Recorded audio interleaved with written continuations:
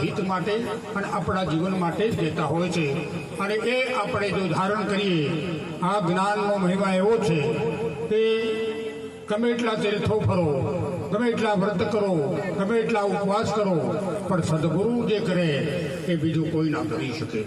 આવું મહાપુરુષો કે સપ્તદીપ નવખંડ में गुरु से बड़ा ना कोई, करना હોય તો કર શકે, ગુરુ કરે સો હોય। ગુરુનો મહિમા પણ જુદો જ છે। જેમ સંતનો દર્શનનો મહિમા એમ ગુરુના મહિમાનો પણ દર્શન આપણું જીવન છે ને એને ઉજ્જવળ બનાવવાનું કામ સદગુરુ કરે। સદગુરુ મળે ને તપ, તીર્થ, વ્રત, ઉપવાસ, ધ્યાન, યોગ ગમે તે કરો પણ તમારું જન્મ મરણ ના જાય। આજે આપણા સંસ્કૃતો, આપણા ભારતીય સંસ્કૃતિમાં એવો નિયમ કે ગંગામાં એવું લખ્યું છે કે ગંગાજીમાં એક ડૂબકી મારો તો તમારા ભવે ભવના પાપ બળી જાય, આવું કીધું છે। પણ આમાં બધી ઘણી અતિશયોક્તિ વાતો છે, પણ સાચી વાત છે। પણ કઈ ગંગામાં નાહવાથી આપણે પાવન થવાય અને કઈ ગંગાથી નાહવાથી આપણું જીવન બદલાઈ જાય, એવી ગંગાનો મહિમા આજે આપણે મધરાજીભાઈએ રાખ્યો છે। અને આવી ગંગા ભગીરથ રાજાએ 3 પેઢીના અંતે ત્રીજી ભગીરથ રાજાએ એ આકાશમાંથી ગંગાનું અવતરણ પૃથ્વી પર કર્યું। એમાં સગર રાજાના 60,000 પુત્રોનો ઉદ્ધાર કર્યો। આજે એક નહીં 60,000। હવે આપણે વિચાર કરીએ, આ શાસ્ત્રમાં લખેલું કે આ એક માતાને 60,000 પુત્રો આ માનવામાં આવે ખરું? પણ આનો પણ કંઈક ને કંઈક ઉદ્દેશ તો છે। દરેક શાસ્ત્રમાં કંઈ એવી વાત લખી છે અને એ વાતને આપણે સમજ્યા વગર અગર તો ના સમજીએ તો એ વાત એવી નથી હોતી। પણ છતાં છે ને એને સમજાવવા માટે આપણે જેમ અગસ્ત્ય મુનિએ એક અંજલિમાં આખો સાગર પી ગયા હતા, આવી વાત એમાં લખી છે। તો આપણને પણ આવી વાત સમજાય કે તમે પણ એક અંજલિમાં આખો સાગર નહીં, આખો આ સાગર તરી જાઓ। સંતોના શબ્દો છે એટલે મહાપુરુષો કીધું છે કે એક શબ્દ ગુરુદેવ કા તાકા આનંદ વિચાર, થકે મુનિવર પંડિતા વેદ ન પાવે પાર। આપણા સંત પુરુષોએ એક એક શબ્દનો એવું મહત્વ સમજાયું છે અને એ શબ્દો આપણા જીવનમાં ઉતરે તો આપણું જીવન 100% કલ્યાણ થાય। આપણે કશું બદલવાનું નથી, કશું કરવાનું નહીં, પણ તમારા જો આ સદગુરુના શરણે જાય તેનું વાણી, એનો વિચાર વાણી અને મન, વાણી અને વિચાર આ 3નું પરિવર્તન આવી જાય। આપણે બીજું કશું કરવાનું નથી, પણ સંતોના દર્શનનો હંમેશા માટે આપણે ઈચ્છા રાખવી। સંતના સત્સંગનો મહિમા આપણે કાયમ માટે જાગતો રહે, એટલા માટે આવા મહાપુરુષો આવા મેળાવડાની અંદર આપણે ક્યાંક પણ ભૂલ થતી હોય તો સુધરી જાય અને આ સુધારવા માટે, આપણું જીવન સુધારવા માટેનો જ આ મહિમા છે। અને જીવન સારું જીવવું હોય તો પણ સંત પુરુષોના શરણમાં રહી અને સારું જીવન જીવી શકાય અને સારું જીવનનો આનંદ પણ માણી શકાય આ સંતોના દર્શનથી। આપણને સંત દર્શન મળે। આજે પણ તમે બધા ખૂબ ભાવથી આપણે મધરાજીભાઈએ આપણે બધાને ખૂબ ભાવથી આમંત્રણ આપ્યું છે અને અમને પણ ખૂબ ભાવથી કીધું કે બાપુ તમે આ વખતે અમારા પ્રોગ્રામમાં આવજો। સંતોના પગલાં જ્યાં થાય એ આનંદ થાય।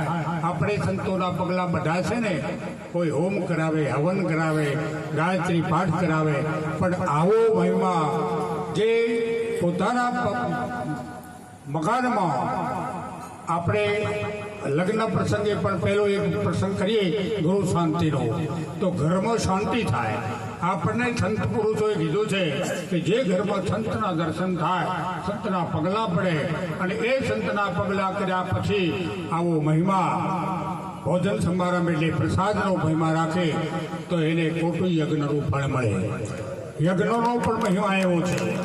આજે તમે જુઓ આપણા ભારત વર્ષમાં કોઈને યજ્ઞ ન કર્યો હોય એવો પાંડવોએ રાજસુ યજ્ઞ કર્યો હતો। એમાં 33 કરોડ દેવતાઓ, 88,000 ઋષિઓ, કેટલાય માણસો જમાડ્યા, પણ એક વાતમાં ખામી પડી તો એ યજ્ઞનું ફળ ન મળે।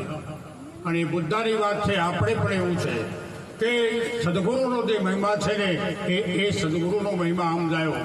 ભગવાન શ્રી કૃષ્ણે કીધું કે તમારે કોઈ ખામી રહી લાગે છે અને એ ખામી તમે ખોલી કાઢો તો આ એનું નિવારણ થશે, તો જ તમારે આ યજ્ઞની સફળતા તમને મળશે. બાકી તમારો આટલો બધો ખર્ચો કર્યો ને તો એની પાછળ ફેલ જાય. તો એક જ વાત સપત ઋષિ રહી ગયા હતા. એ સપત ઋષિ એમના આધ્યાત્મિક ગુરુ હતા અને એ પાંડવોના ગુરુ હોવાના એમણે આમંત્રણ નહીં આપેલું.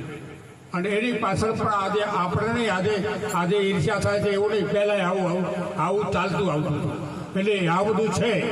એટલે પણ છતાં જ્યારે એમણે બોલાયા અને એમણે જે પ્રેમથી જમાડ્યા તો આ યજ્ઞની સફળતા પ્રાપ્ત થઈ.